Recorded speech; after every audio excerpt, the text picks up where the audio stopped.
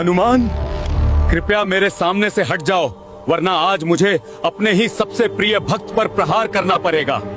क्या आपने कभी सोचा है कि जिन श्री राम के लिए हनुमान जी ने अपना सीना तक चीर दिया था, एक समय ऐसा भी आया जब उन्हीं राम को अपने सबसे परम भक्त पर बाण चलाने पड़े। आखिर ऐसा क्या हुआ था कि भगवान और भक्त कुरुक्षेत्र की तरह आमने सामने खड़े हो गए थे? इस रोंगटे खड़े कर देने वाले महासंकट की शुरुआत होती है काशी नरेश से। एक बार काशी नरेश एक भयंकर मायावी राक्षस से युद्ध कर रहे थे। क्रोध में आकर उन्होंने एक दिव्य बाण छोड़ा, लेकिन वो मायावी छल से बच निकला। वह बाण सीधे जाकर एक विशाल वृक्ष को काट देता है और वह वृक्ष सीधे महर्षि विश्वामित्र के तपोवन में जा गिरता है। महर्षि की वर्षों की तपस्या भंग हो गई। उनका क्रोध अग्नि बनकर भड़क उठा। वे तुरंत श्री राम के पास पहुंचे और न्याय की मांग की। अपने गुरु का सम्मान करते हुए श्री राम ने भयानक प्रतिज्ञा कर ली। गुरुदेव, आज सूर्यास्त से पहले काशी नरेश को मृत्युदंड मिलेगा। उधर मृत्यु के भय से कांपते हुए काशी नरेश भागकर माता अंजनी के पास पहुंचे और उनके चरणों में गिर पड़े। माता ने बिना पूरी बात जाने उसे प्राण रक्षा का वचन दे दिया और यहीं से खड़ा हुआ ब्रह्मांड का सबसे बड़ा धर्म संकट। एक ओर माता का दिया हुआ वचन और दूसरी ओर प्रभु श्री राम की अटल प्रतिज्ञा। हनुमान जी की आंखें भर आईं। प्रभु के विरुद्ध जाना असंभव था, लेकिन माता का वचन तोड़ना भी तो धर्म के खिलाफ था। संध्या का समय निकट था। श्री राम अपना अजेय धनुष लेकर रणभूमि में आए, लेकिन सामने कोई शत्रु नहीं बल्कि उनके अपने हनुमान खड़े थे। श्री राम ने गरज कर कहा, हनुमान, मार्ग छोड़ दो।